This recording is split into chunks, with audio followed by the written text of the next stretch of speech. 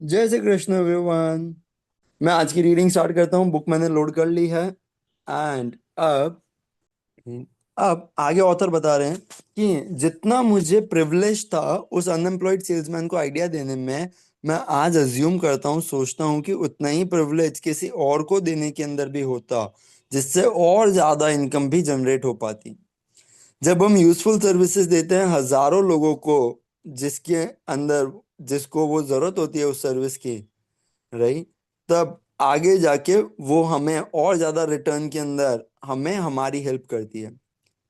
ये आइडिया उस सेल्समैन ने सजेस्ट किया था जिसने सेलिंग छोड़ दी और बिजनेस की बुक कीपिंग के अंदर चला गया।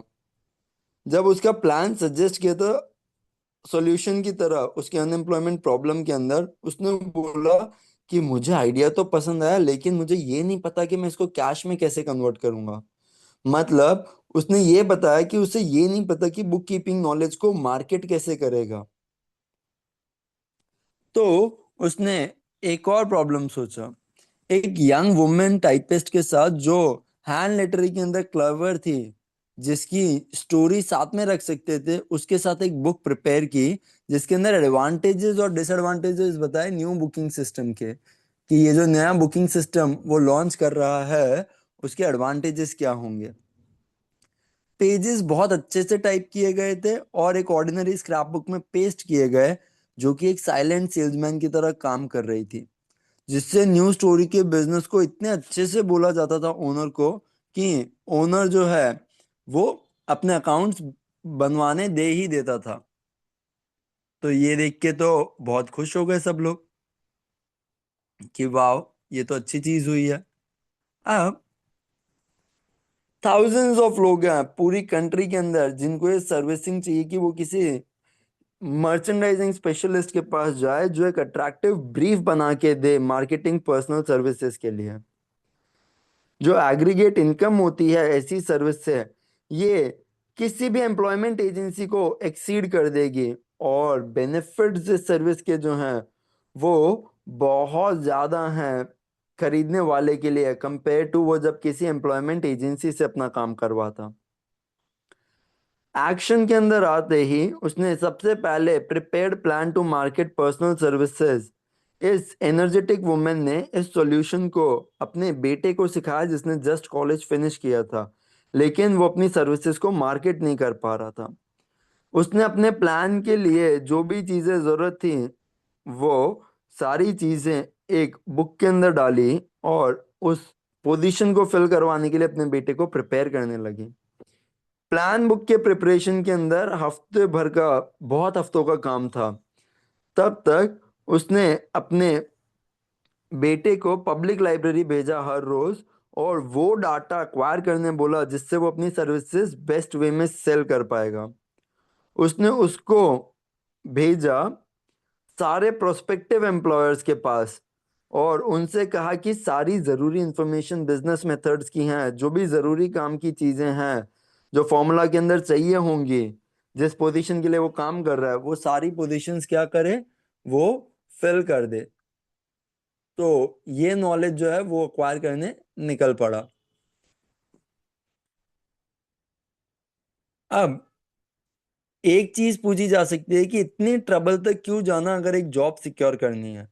आंसर बहुत सिंपल है लेकिन बहुत ड्रामेटिक भी, क्योंकि ये एक ऐसे सब्जेक्ट के साथ डील करता है जिसके अंदर हजारों करोड़ों लोगों की ट्रेजेडी होती है। और वो है पर्सनल इनकम, पर्सनल सर्विसेज से इनकम जनरेट करना। देखो, कोई भी चीज अच्छे अच्छे से करना है ना, ट्रबल नहीं है। जो भी प्लान प्रिपेयर किया है हम लोगों ने या उस वुमन ने अपने बेटे के लिए किया था, उसने उसको वो जॉब दिलवाने में हेल्प की फर्स्ट इंटरव्यू में, वो सैलरी के साथ जो उसने फिक्स की थी। और तो और पोजीशन उस यंग मैन को नीचे से नहीं चालू करनी थी, वो जूनियर एग्जीक्यूटिव की पोजीशन पे चालू किया, एग्जीक्यूटिव मेंबर। और एग्जीक्यूटिव सैलरी के साथ उसने अपनी इनकम को आगे बढ़ावा दिया। क्यों इतनी सब ट्रबल के साथ जाना, आप पूछ रहे हो। देखो, पहली चीज तो प्लान्ड प्रेजेंटेशन जो इस यंग मैन की थी, इसने उसको वो पोजीशन दिलाई जो ये 10 साल के बाद ले पाता। और इसको तो बॉटम से काम भी नहीं करना पड़ा, ये स्टार्टिंग से ही अपना काम ऊपर लेवल एग्जीक्यूटिव लेवल से ही चालू किया।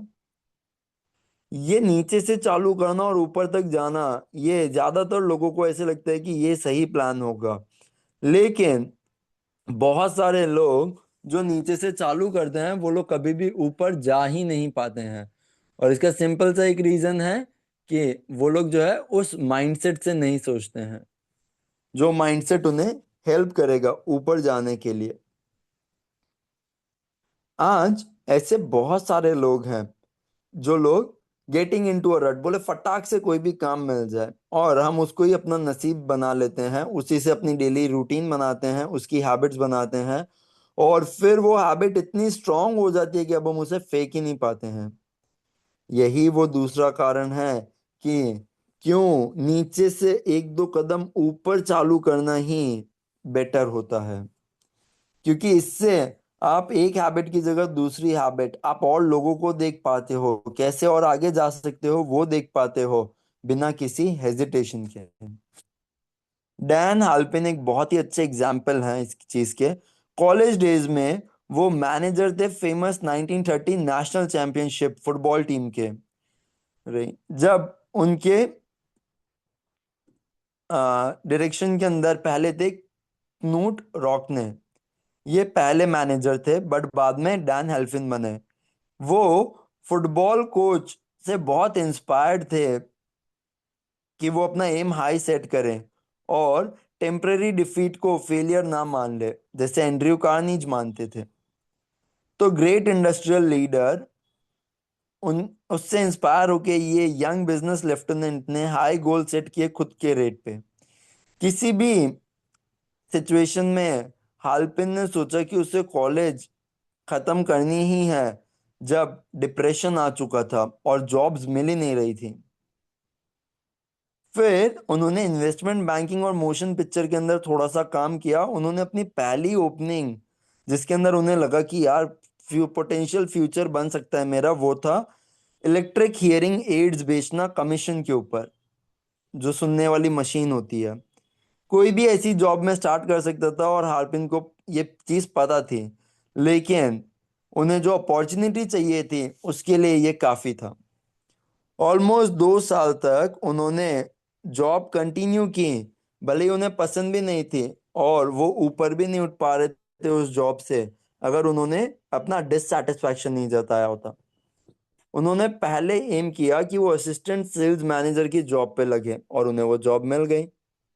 एक स्टेप ऊपर उन्होंने खुद को क्राउड से हटाने के लिए एक हायर अपॉर्चुनिटी सोची, और वहीं पे ही उन्हें वो अपॉर्चुनिटी भी मिल गई जो वो देख पा रहे थे। उन्होंने इतनी अच्छी सेलिंग की हियरिंग एड्स की कि एएम एंड्रयूज जो कि चेयरमैन थे उस कंपनी के, उन्होंने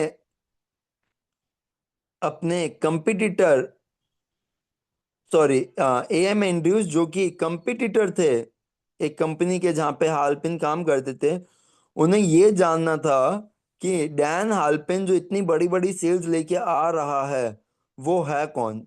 उन्होंने हालपिन की तलाश में उसे भेजा, और जब इंटरव्यू खत्म हुआ तब तक हालपिन जो है वो नया सेल्स मैनेजर बन गया था इस कंपनी का। फिर यंग हालपिन के पोटेंशियल को टेस्ट करने के लिए मिस्टर एंड्रयूज ने उन्हें फ्लोरिडा भेजा 3 महीने के लिए। उन्हें बोला कि या तो नई जॉब के अंदर अच्छे से सीख जाओ और या फिर डूब जाओ, क्योंकि ये जॉब अलग थी। लेकिन हालपिन नहीं डूबे। न्यूट रॉकने का जो स्पिरिट था कि पूरी दुनिया एक विनर से प्यार करती है और दुनिया के पास टाइम नहीं है लूजर्स के लिए, इस आइडिया ने उनको इतना इंस्पायर कर दिया कि वो रिसेंटली कंपनी के वाइस प्रेसिडेंट भी बन गए, और जनरल मैनेजर जो थे इस कंपनी के, वो बहुत लोग सोचते थे कि काश उन्हें ये जॉब मिले, काश उन्हें ये जॉब मिले, लेकिन हालपिन को 10 साल की मेहनत के बाद वो जॉब मिल गई। हालपिन ने अपनी छोटी सी ट्रिक से 6 महीने के अंदर अपनी पूरी दुनिया ही बदल दी। ये कहना बहुत मुश्किल है कि मिस्टर एंड्रयूज या मिस्टर हालपिन कौन ज्यादा डिजर्विंग है, लेकिन दोनों ने एविडेंस दिखाए थे अबंडेंस के, जो कि है इमेजिनेशन। अब इमेजिनेशन के अंदर अबंडेंस उन लोगों ने इमेजिन किया, फील किया। मिस्टर एंड्रयूज को क्रेडिट जाता है कि उन्होंने यंग हालपिन के अंदर एक गो गेटर देखा सबसे अच्छे ऑर्डर का। और हालपिन को क्रेडिट जाता है कि उसने रिफ्यूज नहीं किया अपनी लाइफ के साथ, उसने रिफ्यूज नहीं किया।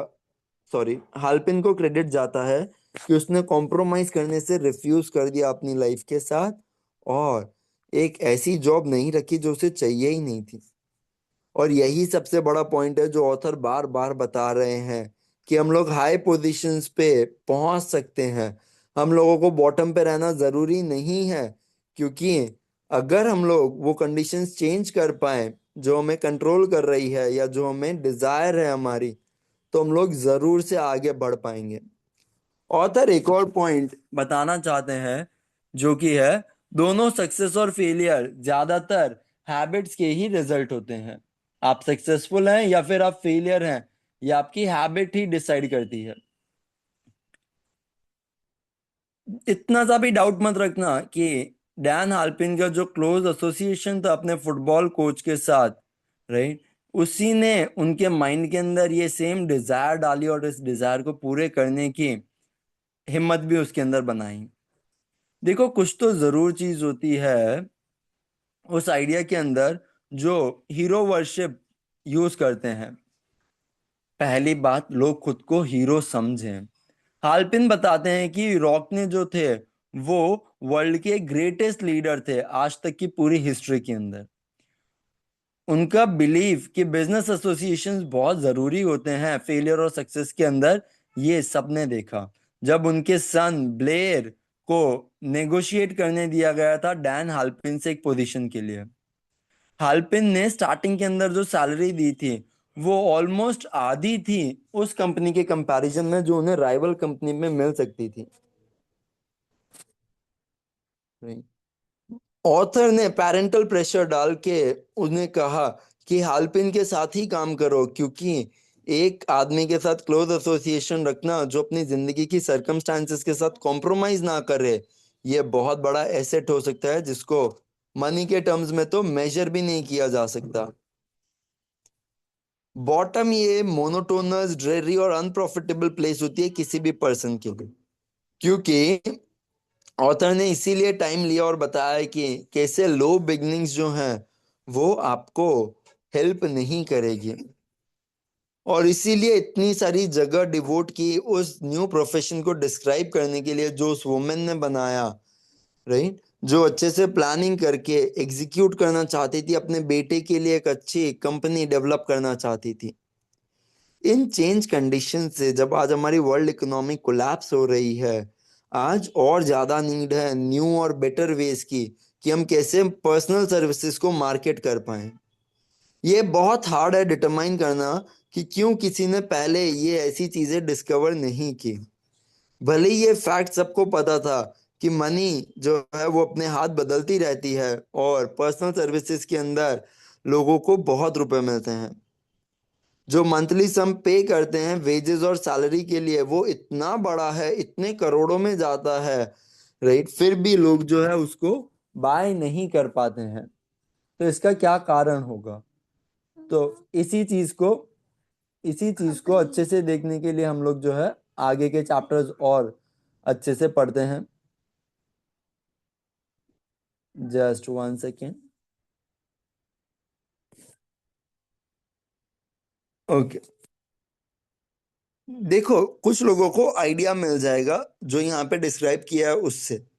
उन लोगों को वो चीज मिल जाएगी कि कैसे हम लोग रिच बन सकते हैं, कैसे हम लोग हमारी डिजायर्स को ऊंचा कर सकते हैं और पूरा कर सकते हैं। लेकिन आइडियाज का बहुत कम रोल है कंपेयर टू एक्शन का, राइट। जो भी लोग अपॉर्चुनिटी देख पाते हैं अपने सजेशन के अंदर, वो देखेंगे कि ऑर्गेनाइज प्लानिंग जो चैप्टर है वो बहुत जरूरी है। एक कोई भी एफिशिएंट मार्केटर जो होता है पर्सनल सर्विसेज का, वो देखेगा उसकी डिमांड इतनी ज़्यादा बढ़ गई है जहाँ पे भी मेन और वुमेन उनको बेटर मार्केट चाहिए अपनी सर्विसेज के लिए। मास्टरमाइंड प्रिंसिपल अप्लाई करके कुछ लोग तो सूटेबल टैलेंट के साथ एक अलायंस भी बना सकते हैं और एक बड़ा सा बिजनेस बहुत जल्दी बना सकते हैं। किसी को भी जरूरत होगी तो वो होगी एक अच्छा राइटर जिसके पास एडवर्टाइजिंग और सेलिंग की स्किल हो, जो टाइपिंग अच्छी करता हो, और फर्स्ट क्लास बिजनेस गेटर हो जो दुनिया को जाके अपनी सर्विस बताए। अगर कोई भी पर्सन के पास ये सारी एबिलिटीज है तो वो पर्सन जो है वो अपना बिजनेस अकेले कर सकता है। एक वुमेन जिसने पर्सनल सर्विसेज सेल्स प्लान बनाया अपने बेटे के लिए, आज उसको पूरी दुनिया भर से इतनी रिक्वेस्ट आती है कि लोग उसके साथ कोऑपरेट करें ऐसे ही सिमिलर प्लान के लिए जो दूसरों के लिए बनाए जा सकते हैं कि दूसरे अपनी पर्सनल मार्केटिंग सर्विसेज सेल कर पाए। उसके पास आज एक स्टाफ है, एक्सपर्ट टाइपिस्ट का, आर्टिस्ट का, राइटर्स का, जो लोगों के पास अमेजिंग एबिलिटी है कि वो अपनी केस हिस्ट्री को कैसे ड्रामेटाइज कर पाए, कैसे अपनी पर्सनल सर्विसेज को इतना अच्छे से मार्केट कर पाए इतने ज्यादा रुपए के लिए कि आजू बाजू के जो लोग हैं वो देखते ही रह जाएं। और वो अपनी एक एबिलिटी को लेके इतनी कॉन्फिडेंट है कि वो एक्सेप्ट कर लेती है अपने मेजर पोर्शन ऑफ फीस का, राइट। और वो अपने क्लाइंट को जो बेनिफिट हुआ उससे जो अर्न करेगी उसी से ही वो अपना सारा जो है गुजारा कर लेती है। तो ये एक वापस है बहुत जरूरी अमेजिंग इंसाइट कि कैसे वो अपने क्लाइंट का जो है रुपए उसी चीज को लेके she is earning more. Client को बोलती है कि आपका अगर भला होगा तो ही मेरा भी भला होगा, आपका अगर भला नहीं हुआ तो मेरा भी भला नहीं हुआ। वाह यार, ये सोच तो बहुत ज्यादा अमेजिंग है। अब इसी के अंदर आगे पढ़ते हैं। ऐसा सपोज नहीं करना चाहिए कि प्लान सिर्फ क्लेवर सेल्समैनशिप के ही होने चाहिए या वो सिर्फ अपने क्लाइंट को सेल्समैनशिप में ही हेल्प करती है। नहीं, राइट। वो सारी चीजों के ऊपर देखती है कि जो भी क्लाइंट आया है उसके इंटरेस्ट क्या हैं, सेलर के इंटरेस्ट क्या हैं, परचेजर के इंटरेस्ट क्या हैं, जो भी पर्सनल सर्विसेज ले रहे हैं। और इस वजह से वो जो मेथड अप्लाई करती है उसके इतने अच्छे रिजल्ट आते हैं कि वो सब लोग देखते रह जाते हैं। अगर आपके पास इमेजिनेशन है और एक ज्यादा प्रॉफिटेबल आउटलेट आप ढूंढ रहे हैं अपनी पर्सनल सर्विसेज के लिए, तो ये सजेशन आपके लिए वो फॉर्मूला बनेगा जिसको अप्लाई करके आप बहुत आगे बढ़ सकते हैं। आइडिया के अंदर बहुत पोटेंशियल होता है कि वो एक इतनी बड़ी इनकम जनरेट कर पाए कि एवरेज डॉक्टर, लॉयर, इंजीनियर, इन सब लोगों की जो एजुकेशनल क्वालिफिकेशन होती है उससे भी बहुत ज्यादा इनकम जो है वो लोग जनरेट कर पाए। कैपेबिलिटी का मतलब होता है इमेजिनेशन, एक ऐसी क्वालिटी जो बहुत ज़रूरी है सारे आइडियाज़ के अंदर। और इसको हम लोग ऑर्गेनाइज प्लान्स के अंदर अच्छे से देखेंगे। अगर आपके पास इमेजिनेशन है तो ये आने वाला चैप्टर जो है ये आपको ऐसे आइडिया देके जाएगा जो कि आपके रिचनेस की जर्नी के बिगनिंग के अंदर बहुत ज़रूरी होंगे। याद रखना, आइडिया बहुत जरूरी चीज है। स्पेशलाइज नॉलेज आपको कहीं पे भी मिल जाएगा लेकिन आइडिया ढूंढना और उसको एग्जीक्यूट करना ये बहुत ही ज्यादा जरूरी है, राइट। वाह यार, बहुत ब्यूटीफुल चैप्टर, बहुत ही ब्यूटीफुल। तो यारो करें हम लोग हमारा विजुअलाइजेशन, आराम से सीधे बैठ जाते हैं और I am rich, that is our core visualisation, इस चीज को अफर्म करते हैं। मनी मुद्रा, तीन पहले गहरी सांसें।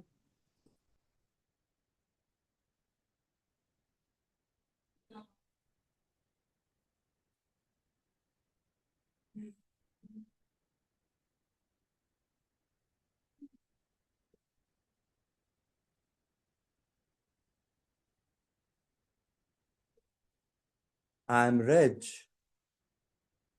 आई एम रिच, मैं बहुत अमीर हूँ। मेरे दिमाग के अंदर वो सारे आइडियाज आते हैं जो भी अमीर लोगों को चाहिए होते हैं, जो भी अमीर बनाते हैं इंसान को, वो सारे आइडियाज मेरे दिमाग के अंदर आते हैं। थैंक यू, मैं बहुत रिच हूँ। I am rich, I am rich, हर एक अफर्मेशन के साथ अपनी फ्रीक्वेंसी को अलाइन होते हुए देखो। आई am rich, I am rich, I am rich, I am rich. मैं बहुत अमीर हूँ। पैसे आराम से आ जाते हैं मेरे पास क्योंकि मेरे अंदर वैल्यू है और मैं जानता हूं कि कैसे इस पैसे को भी अच्छे से यूज करना है। आई am rich. Thank you universe. Thank you, thank you, thank you. I am rich. वाह।